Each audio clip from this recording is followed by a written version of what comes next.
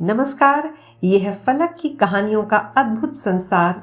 किस्सा कहानी, कहानियां जिन्हें हम लिखते हैं खुद को। मैं हूं शिल्पा मेहता और आपको सुना रही हूं कहानी जिसका शीर्षक है जेवर का डिब्बा। ये कहानी मुंशी प्रेमचंद जी द्वारा लिखी गई है। बीए पास करने के बाद चंद्र प्रकाश को ट्यूशन करने के सिवा कुछ न सूझा। उसकी मां पहले ही मर चुकी थी। उसी साल वालिद भी चल बसे और प्रकाश की जिंदगी में जो शीरे ख्वाब देखा करता था वो मिट्टी में मिल गए। वालिद आला ओहदे पर थे। उनकी वसातत से चंद्र प्रकाश कोई अच्छी जगह मिलने की पूरी उम्मीद थी, मगर वो सारे मंसूबे धरे के धरे रह गए और अब गुजर औकात के लिए सिर्फ 30 रुपए महावर की ट्यूशन ही रह गई। वालिद ने कोई जायदाद न छोड़ी, उल्टा भूख का बोझ और सिर पर लाद दिया। और बीवी भी मिली तो तालीम याफ्ता, शौकीन, जुबान की तर्रार, जिसे मोटा खाने और मोटा पहनने की निस्बत मर जाना कबूल था। चंद्र प्रकाश को 30 की नौकरी करते शर्म आती थी, लेकिन ठाकुर साहब ने रहने के लिए दिए मकान देकर उसके आंसू पोंछ दिए। ये मकान ठाकुर साहब के मकान से मिला हुआ था। पुख्ता, हवादार, साफ सुथरा और जरूरी सामान से आरास्ता। ऐसा मकान 20 रुपए महावर से कम में न मोल सकता था। लड़का भी लगभग उन्हीं की उम्र का था, मगर बड़ा कुंद, जहन, कामचोर और अभी 9वीं दर्जे में पढ़ता था। सबसे बड़ी बात तो ये थी कि ठाकुर और ठाकुराइन दोनों प्रकाश की बड़ी इज्जत करते थे, बल्कि अपना लड़का ही समझते थे। गोया मुलाजिम नहीं, घर का आदमी था और घर के हर एक मामले में उससे मशवरा लिया जाता था। शाम का वक्त था। प्रकाश ने अपने शागिर्द वीरेंद्र को पढ़ाकर चलने के लिए छड़ी उठाई तो ठाकुराइन ने कहा, अभी ना जाओ बेटा, जरा मेरे साथ आओ, मुझे तुमसे कुछ कहना है। प्रकाश ने दिल में सोचा, वो क्या बात है जो वीरेंद्र के सामने नहीं कही जा सकती। प्रकाश को अलहदा ले जाकर उमा देवी ने कहा, तुम्हारी सलाह क्या है? वीरू का ब्याह कर दूं? एक बहुत अच्छे घर का पैगाम आया है। प्रकाश ने मुस्कुराकर कहा, यह तो वीरू बाबू से ही पूछिए। नहीं, मैं तुमसे पूछती हूं। प्रकाश ने जरा ताज्जुब से कहा, मैं उस मामले में क्या सलाह दे सकता हूं? उनका 20वां साल तो है, लेकिन यह समझ लीजिए कि ब्याह के बाद तो पढ़ना हो चुका। तो अभी ना करूं? तुम्हारी यही सलाह है? जैसा आप मुनासिब ख्याल फरमाएं। मैंने तो दोनों बातें अर्ज कर दी। तो कर डालूं? मुझे ये डर लगता है कि लड़का कहीं बहक ना जाए, फिर पछताना पड़ेगा। मेरे रहते हुए तो आप उसकी फिक्र ना करें। हां, मर्जी हो तो कर डालिए, कोई हर्ज भी नहीं है। तो सब तैयारियां तुम्हें करनी पड़ेगी, ये समझ लो। तो मैं कब इनकार करता हूं? रोटी की खैर मनाने वाले तालीम याफ्ता नौजवानों में एक कमजोरी होती है जो उन्हें तल्ख सच्चाई के इजहार से रोकती है। प्रकाश में भी यही कमजोरी थी। बात पक्की हो गई और शादी का सामान होने लगा। ठाकुर साहब उन असाब में से थे जिन्हें अपने ऊपर भरोसा नहीं होता। उनकी निगाह में प्रकाश की डिग्री अपने 60 साल तजुर्बे से ज्यादा कीमती थी। शादी का सारा इंतजाम प्रकाश के हाथों में था। 10-12 हजार रुपए से ज्यादा कीमती थी। शादी का सारा इंतजाम हो गया। 10-12 हजार रुपए खर्च करने का इख्तियार कुछ थोड़ी इज्जत की बात नहीं थी। देखते ही देखते एक खस्ता हाल नौजवान जिम्मेदार मैनेजर बन बैठा। कहीं बजाज उसे सलाम करने आए हैं, कहीं मोहल्ले का बनिया घेरे हुए हैं, कहीं गैस और शामियाने वाले खुशामद कर रहे हैं। वो चाहता तो 200-400 रुपए आसानी से उड़ा सकता था, लेकिन इतना कमीना ना था। फिर उसके साथ क्या दगा करे जिसने सब कुछ तो उसी पर छोड़ दिया हो। मगर जिस दिन उसने 5,000 के जेवरात खरीदे, उसके कलेजे पर सांप लौटने लगा। घर आकर चंपा से बोला, हम तो यहां रोटियों के मोहताज हैं और दुनिया में ऐसे ऐसे आदमी पड़े हैं जो हजारों लाखों रुपए के जेवरात बनवा डालते हैं। ठाकुर साहब ने आज बहू के चढ़ावे के लिए 5,000 के जेवर खरीदे हैं। ऐसी ऐसी चीजों को देखकर आंखें ठंडी हो जाएं। सच कहता हूं, ऐसी चीजों पर तो आंख ठहरती ही नहीं। चंपा हास्यदाना लहजे में बोली, हमें क्या करना है? जिन्हें ईश्वर ने दिया है वो पहने। यहां तो रो रो कर मरने को पैदा हुए हैं। यही लोग मजे उड़ाते हैं, न कमाना न धमाना। बाप दादा छोड़ गए हैं, मजे से खाते हैं और चैन करते हैं। इसीलिए कहता हूं, ईश्वर बड़ा गैर मुंसिफ है। देखो जी, अपना अपना मुकद्दर है, ईश्वर का क्या कसूर है? तुम्हारे बाप दादा छोड़ गए होते तो तुम भी मजे उड़ाते। यहां तो रोजमर्रा का खर्च चलाना मुश्किल है। गहने कपड़े को कौन रोए? कोई ढंग की साड़ी भी नहीं कि किसी भले आदमी के घर जाना हो तो पहनूं। मैं तो इसी सोच में हूं कि ठकुराइन के यहां शादी में कैसे जाऊंगी। सोचती हूं बीमार पड़ जाती तो जान बचती। ये कहते कहते उसकी आंखें भर आईं।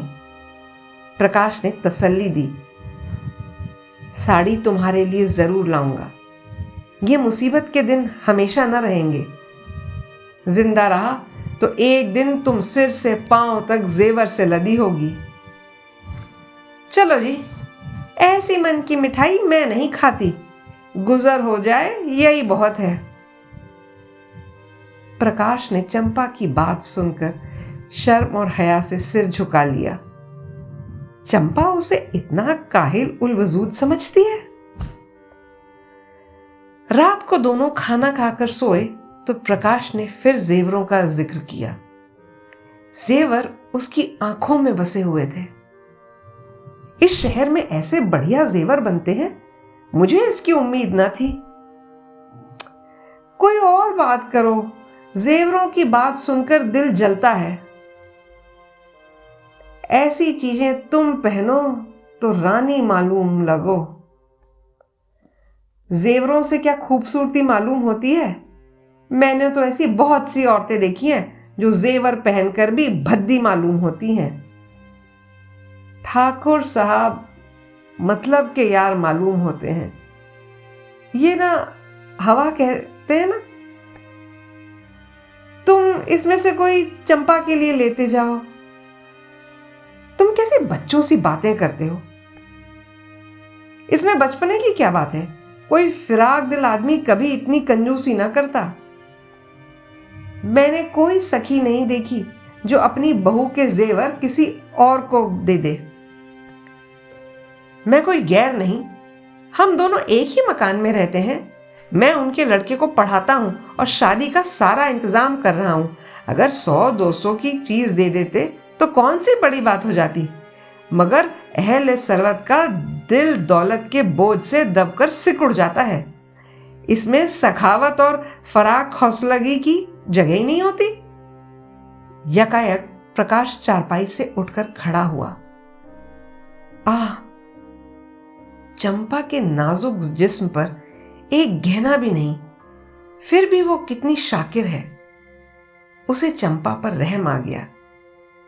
यही तो खाने पीने की उम्र है और इस उम्र में इस बेचारी को हर एक चीज के लिए तरसना पड़ता है। वो दबे पांव घर से बाहर छत पर आया। ठाकुर साहब की छत उस छत से मिली हुई थी। बीच में बस एक 5 फुट की ऊंची दीवार थी। वो दीवार पर चढ़ गया और ठाकुर साहब की छत पर आहिस्ता से उतर गया। घर में बिल्कुल सन्नाटा था। उसने सोचा, पहले जीने से उतरकर कमरे में चलूं।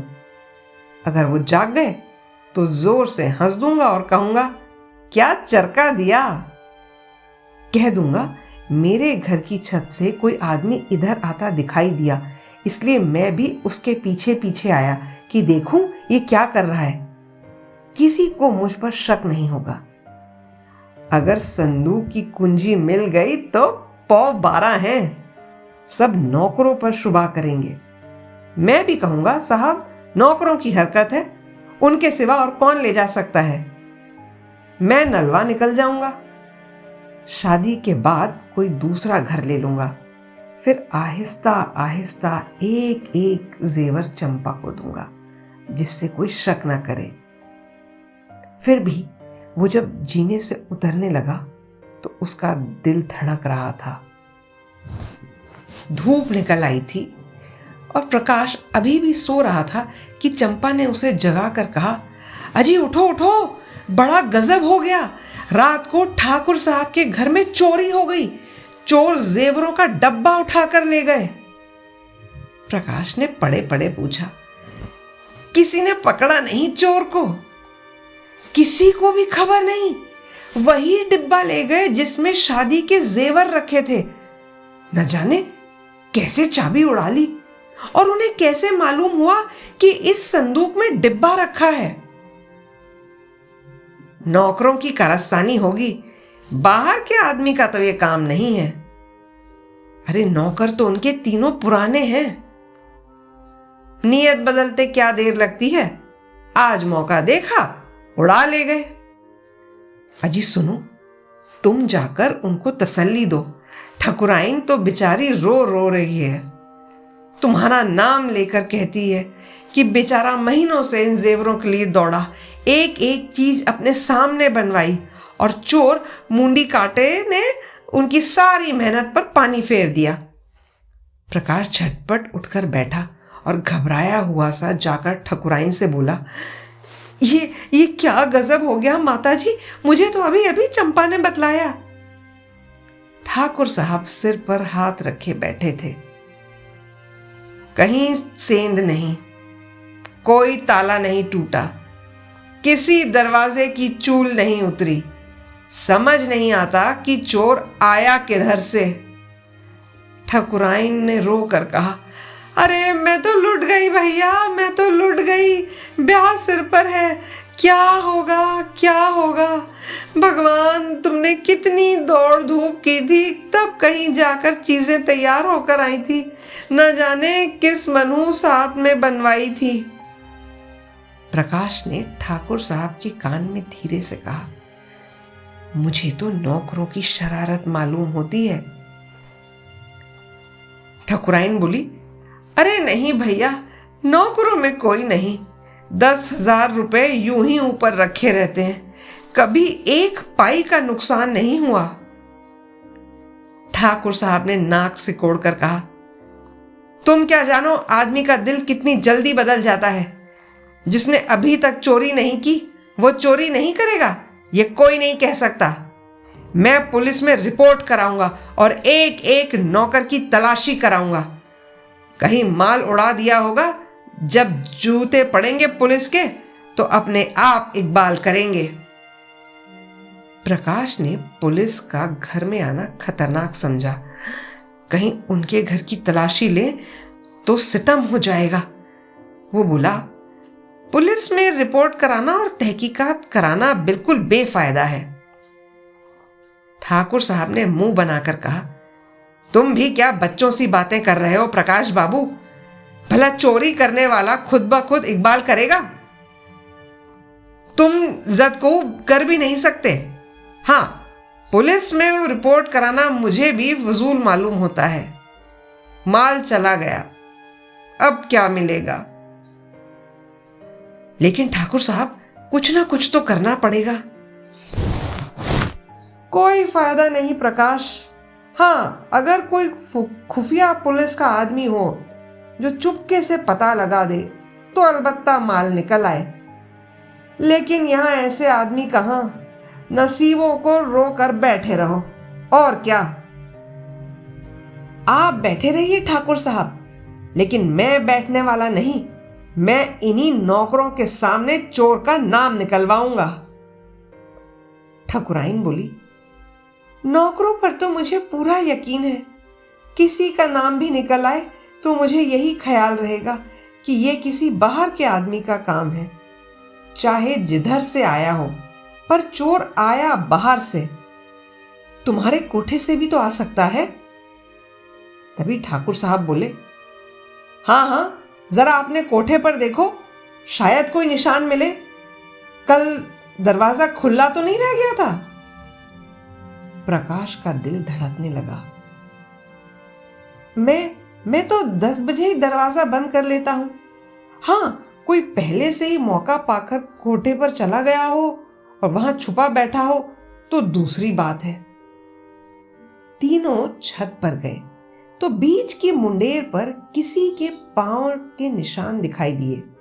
जहां प्रकाश का पांव पड़ा था वहां का चूना लग जाने से छत पर पांव का निशान पड़ गया। प्रकाश की छत पर जाकर मुंडेर की दूसरी तरफ देखा तो वहां भी वैसा ही निशान दिखाई दिया। ठाकुर साहब सिर झुकाए खड़े थे। लिहाज के मारे कुछ कह तो नहीं सके। प्रकाश ने उनके दिल की बात खोल दी। अब तो कोई शक ही नहीं रहा। ठाकुर साहब ने कहा, हाँ, मैं भी यही समझता हूं, लेकिन इतना पता लग जाने से क्या माल तो जाना ही था। वो तो गया। अब चलो आराम से बैठो, आज रुपए की कोई तजवीज करनी होगी। प्रकाश बोला, मैं आज ही ये घर छोड़ दूंगा। ठाकुर साहब बोले, क्यों? हमें तुम्हारा। नहीं ठाकुर साहब, आप ना कहें, लेकिन मैं समझता हूं मेरे सिर पर बहुत बड़ी जवाबदेही आ गई। मेरा दरवाजा 9-10 बजे तक खुला ही रहता है। चोर ने रास्ता देख लिया है। मकान है, 2-4 दिन में फिर आ घुसे। घर में अकेली औरत है, सारे घर की निगरानी नहीं कर सकती। उधर वो तो बावर्ची खाने में बैठी है और इधर कोई आदमी चुपके से ऊपर चढ़ गया तो जरा भी आहट नहीं मिल सकती। मैं घूम घूम कर कभी 9 बजे आया, कभी 10 बजे, और शादी के दिनों में तो देर होती ही रहेगी। इधर का रास्ता बंद ही हो जाना चाहिए। मैं तो समझता हूं चोरी सारी मेरे सर है। ठकुराइन डरी, अरे तुम चले जाओगे भैया, तब तो घर और फाड़ खाएगा। कुछ भी हो माताजी, मुझे बहुत जल्द घर छोड़ देना पड़ेगा। मेरी गफलत से चोरी हो गई, इसका खामियाजा मुझे उठाना ही पड़ेगा। प्रकाश चला गया तो ठकुराइन ने कहा, बड़ा लायक आदमी है। चोर इधर से आया, यही बात उसे खा गई। कहीं ये चोर को पकड़ पाए तो कच्चा ही खा जाए, अरे मार ही डाले। देख लेना, कभी ना कभी तो माल बरामद करेगा। सुनो जी, पर ये अब हरगिज इस घर में ना रहेगा। कितना ही समझाओ, किराए के 20 रुपए देने पड़ेंगे। हम क्यों किराया दे? वो आप ही घर छोड़ रहे हैं, हम तो कुछ ना कहे हैं। किराया तो देना ही पड़ेगा। ऐसे आदमी के लिए कुछ गम भी खाना पड़े तो बुरा नहीं लगता। मैं तो समझती हूं किराया लेंगे भी नहीं। 30 रुपए में तो गुजर भी ना होगी। और इधर प्रकाश ने उसी दिन वो घर छोड़ दिया। उस घर में रहने में खदशा था, लेकिन जब तक शादी की धूमधाम रही अक्सर तमाम दिन वहीं रहते। पेशबंदी के लिए चंपा से कहा, एक सेठ जी के यहाँ 50 रुपए महावर का काम मिल गया, मगर वो रुपए उन्हीं के पास जमा करता जाऊंगा। वो आमदनी सिर्फ जेवरों में खर्च होगी, और उनमें से 1 पैसा घर के खर्च में आने न दूंगा। शौहर की मोहब्बत का ये सबूत पाकर उसे अपनी किस्मत पर बहुत नाज हुआ। देवताओं में उसका एतिकाद और भी पुख्ता हो गया। अब तक प्रकाश और चंपा में कोई राज न था। प्रकाश के पास जो कुछ था वो चंपा का था। चंपा ही के पास उसके ट्रंक, संदूक और अलमारी की चाबियां रहती थी। मगर जब प्रकाश का एक संदूक हमेशा बंद रहता था, उसकी चाबी कहाँ है, इसका चंपा को पता नहीं। वो पूछती है, इस संदूक में क्या है? तो वो कह देता, कुछ नहीं, कुछ पुरानी किताबें हैं, मारी मारी फिरती थी, उठाकर इस संदूक में बंद कर दी। चंपा को शक की गुंजाइश ही न थी। एक दिन चंपा उन्हें पान देने गई तो देखा वो उस संदूक को खोले कुछ देख रहे हैं। उसे देखते ही उसका चेहरा फक हो गया। सुबह का अखुआ सा निकला, मगर पानी बहकर सूख गया। चंपा किसी ऐसे राज का ख्याल ही न कर सकी जिससे सुबह को गिजा मिलती। लेकिन 5,000 रुपए की पूंजी को इस तरह छोड़ देना कि उसका ध्यान ही ना आए, प्रकाश के लिए नामुमकिन था। वो कहीं बाहर जाता तो एक बार संदूक को जरूर खोलता। एक दिन पड़ोस में चोरी हो गई। उस दिन से प्रकाश कमरे में ही सोने लगा। जून का महीना था, गर्मी के मारे दम घुटता था। चंपा ने बाहर सोने के लिए कहा, मगर प्रकाश न माना। अकेला घर कैसे छोड़ दे? चंपा ने कहा, चोरी ऐसे घरों में नहीं होती। चोर कुछ देखकर ही जान खतरे में डालते हैं। यहां क्या रखा है? प्रकाश ने गुस्से में कहा, कुछ नहीं, बर्तन तो है, गरीब के लिए तो अपनी हंडिया ही बहुत है। एक दिन चंपा ने कमरे में झाड़ू लगाई तो संदूक खिसकाकर एक तरफ रख दिया। प्रकाश ने संदूक की बदली हुई जगह देखी तो बोला, संदूक तुमने हटाया था? ये पूछने की बात न थी। झाड़ू लगाते वक्त अक्सर चीजें इधर उधर खिसका दी जाती हैं। तो वो बोली, मैं क्यों हटाने लगी? फिर किसने हटाया? घर में तुम रहती हो तो तुम ही जानोगी। अच्छा, अगर मैंने ही हटा दिया तो इसमें पूछने की क्या बात है? कुछ यूं ही पूछा था। मगर जब तक संदूक खोलकर तमाम चीजें देख न ले, प्रकाश को चैन कहाँ। चंपा जैसे ही खाना पकाने लगी, वो संदूक खोलकर देखने लगा। आज चंपा ने पकौड़ियां बनाई थी। पकौड़ियां गरम गरम ही मजा देती हैं। प्रकाश को पकौड़ियां बहुत पसंद थी। उसने थोड़ी सी पकौड़ियां तश्तरी में रखी और प्रकाश को देने गई। प्रकाश ने उसे देखते ही संदूक धमाके से बंद कर दिया और ताला लगाकर उसे बहलाने के लिए बोला, तश्तरी में क्या लाई? आज न जाने मुल्क तो भूख नहीं है, पेट में गिरानी मालूम होती है। अच्छा, पकौड़ियां हैं। आज चंपा के दिल में सुबह का वो अखुआ जैसे हरा होकर लहला उठा। संदूक में क्या है, ये देखने के लिए उसका दिल बेकरार हो गया। प्रकाश उसकी चाबी छुपा कर रखता था। चंपा को वो ताली किसी तरह से न मिली। एक दिन एक फेरी वाला बिसाती पुरानी चाबियां बेचने आ निकला। चंपा ने उस ताले की चाबी खरीद ली और संदूक खोल डाला। अरे, ये तो जेवर है। उसने एक एक जेवर निकाल कर देखा। ये कहां से आए? मुझसे तो कभी इनके मुतालिक बातचीत नहीं की। उसके दिल में ये ख्याल जरूर गुजरा कि ये जेवरात ठाकुर साहब के तो नहीं। चीजें वही थी जिनका तिकाजरा करते रहते थे। उसे अब कोई शक न रहा, लेकिन इतनी बड़ी शर्म और निदामत से उसका सिर झुक गया। उसने एकदम से संदूक बंद कर दिया और पलंग पर लेटकर सोचने लगी, इनकी इतनी हिम्मत कैसे पड़ी? ये कमीना ख्वाहिश इनके मन में आई कैसे? मैंने तो कभी उन्हें जेवरों के लिए तंग नहीं किया। अगर तंग भी करती तो क्या इसका यह मतलब होता कि वो चोरी कर लाएंगे? चोरी जेवरों के लिए? इनका जमीर इतना कमजोर क्यों हो गया? उस दिन से चंपा कुछ उदास रहने लगी। प्रकाश से वो मोहब्बत न रही, न वो इज्जत का जज्बा। बात बात पर तकरार हो जाती। पहले दोनों एक दूसरे से दिल की बात कहते थे, आपस में हमदर्दी थी, मगर अब दोनों में कई कई दिन तक आपस में एक बात भी न होती। कई महीने गुजर गए। शहर के एक बैंक में असिस्टेंट मैनेजर की एक जगह खाली हुई।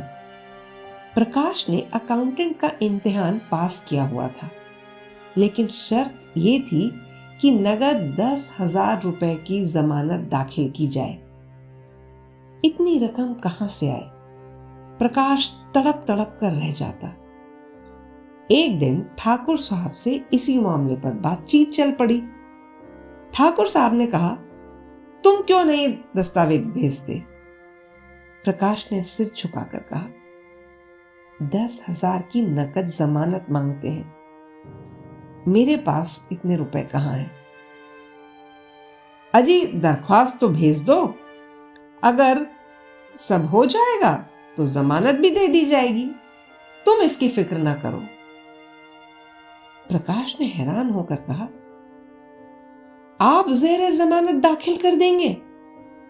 हाँ, ये कौन सी बड़ी बात है।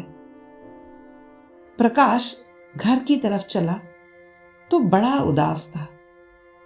उसको ये नौकरी जरूर मिलेगी, मगर फिर भी खुश नहीं है।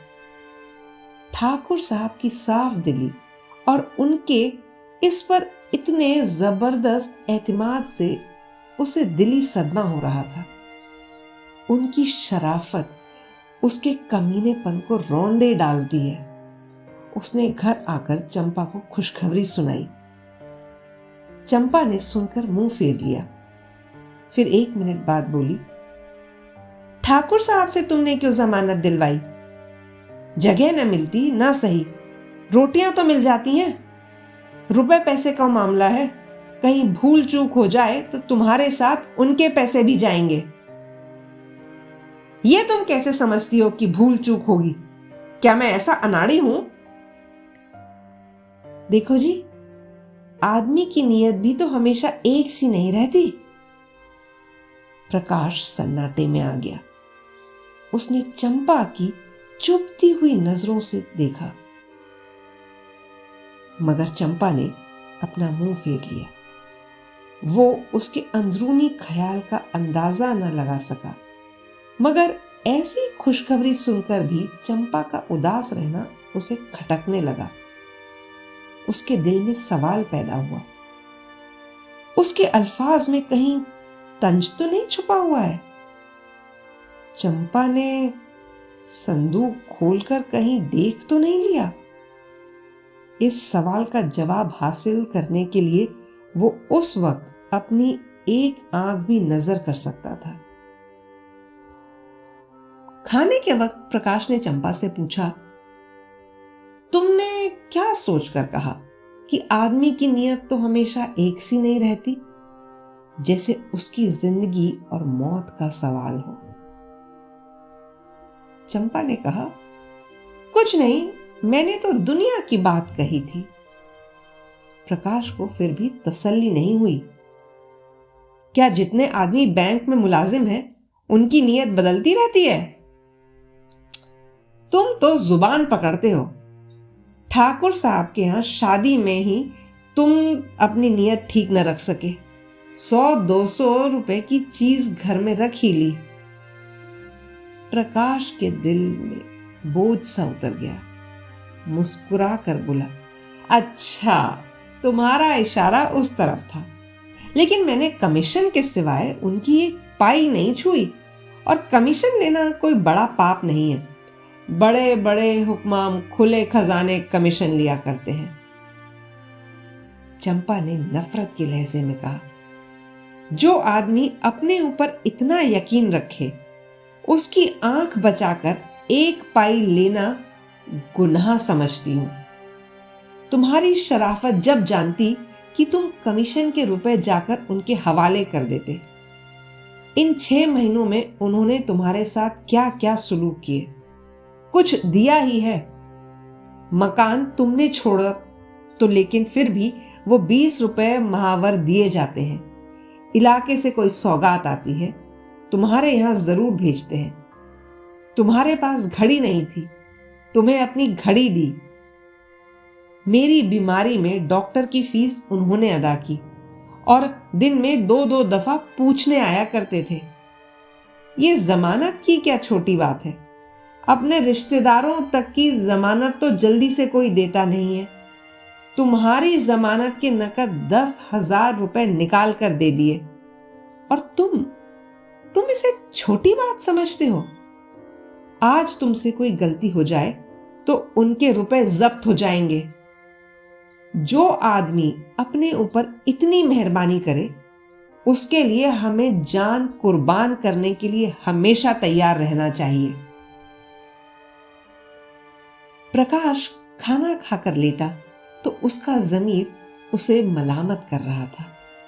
दुखते हुए फोड़े में कितना मवाद भरा है, ये उसे उस वक्त मालूम हुआ और उसे लगा कि जैसे उसे नश्तर चुभ रहे हैं। दिल की स्याही उस वक्त मालूम होती है जब कोई उसे हमारे सामने खोल कर रख देता है। कोई सोशल या पॉलिटिकल कार्टून देखकर क्यों हमारे दिल पर चोट लगती है?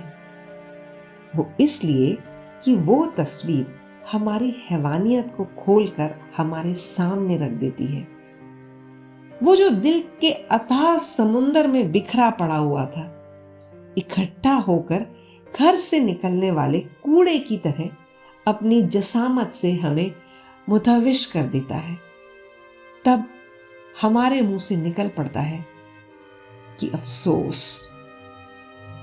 चंपा के इस मलामत आमेज अल्फाज ने प्रकाश की इंसानियत को बेदार कर दिया।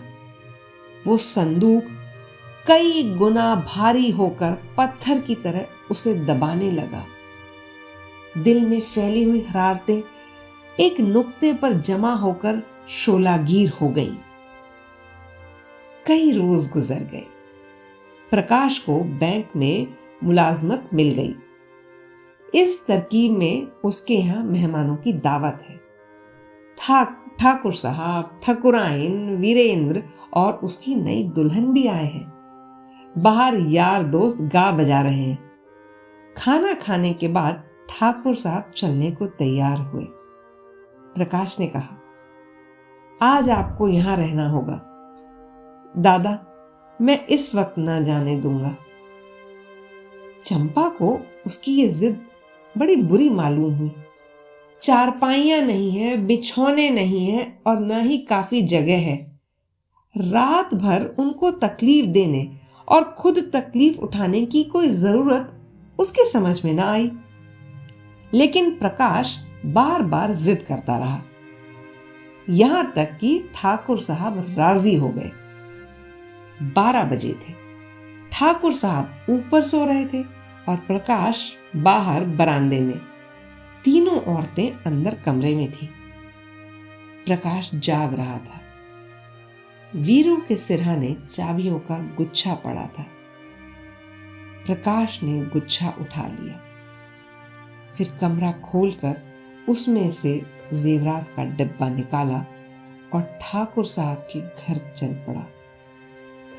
कई माह पेशतर वो इसी तरह से लरचते हुए दिल के साथ ठाकुर साहब के मकान में घुसा था। उसके पांव तब भी इसी तरह थरथरा रहे थे, लेकिन तब कांटा चुभने का दर्द था और आज कांटा निकलने का। तब बुखार का चढ़ाव था, अब बुखार का उतार था। सुकून, फरहत और उमंग से भरा हुआ तब कदम पीछे हटा था, आज आगे बढ़ रहा था। ठाकुर साहब के घर पहुंचकर उसने आहिस्ते से वीरेंद्र का कमरा खोला और अंदर जाकर ठाकुर साहब के पलंग के नीचे डब्बा रख दिया और फौरन बाहर आकर आहिस्ते से दरवाजा बंद किया और घर लौट पड़ा। हनुमान जी की संजीवनी बूटी वाले पहाड़ का टुकड़ा उठाए जिस रूहानी सुरूर का लुत्फ उठा रहे थे, वैसे ही खुशी प्रकाश को भी हो रही थी। जेवरों को अपने घर ले जाते हुए उसकी जान सूखी हुई थी, गोया कि किसी गहराई में जा रहा हो। आज डिब्बे को लौटाकर उसे ऐसा मालूम हो रहा था जैसे वो एरोप्लेन पर बैठा हुआ फिजा में ऊपर उड़ा जा रहा है, ऊपर ऊपर और ऊपर। वो घर पहुंचा तो वीरू सो रहा था। चाबियों का गुच्छा उसके सिरहाने रख दिया। ठाकुर साहब सुबह तशरीफ ले गए। प्रकाश शाम को पढ़ाने जाया करता था। आज वो बेसब्र होकर पहर ही जा पहुंचा। देखना चाहता था कि वहां आज क्या गुल खिलता है। वीरेंद्र ने उसे देखते ही खुश होकर कहा, बाबूजी, कल आपके यहाँ की दावत बड़ी मुबारक थी। जो जेवरात चोरी हो गए थे सब मिल गए।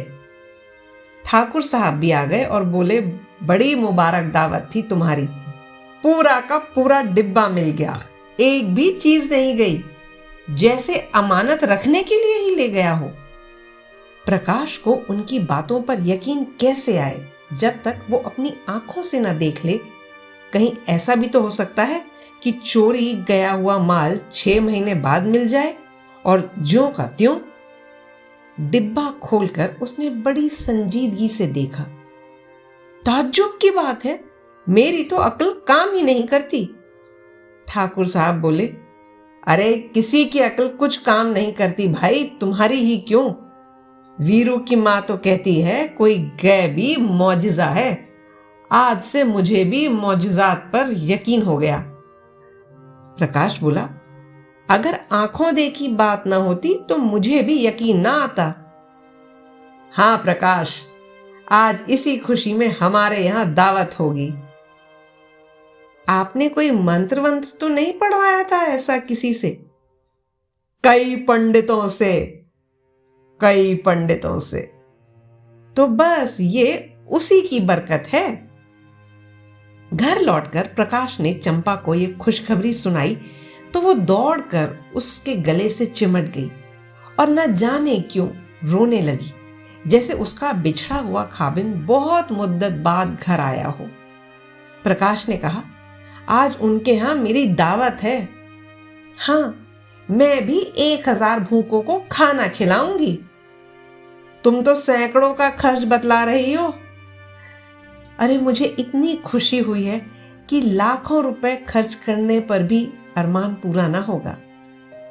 प्रकाश की आंखों में आंसू आ गए थे। ये कहानी इतनी ही। अभी आप सुन रहे थे मेरी यानी शिल्पा मेहता की आवाज में मुंशी प्रेमचंद जी की लिखी हुई कहानी जेवर का डिब्बा। यह है फलक का चैनल किस्सा कहानी। फिर मिलते हैं एक नई कहानी के साथ। नमस्कार।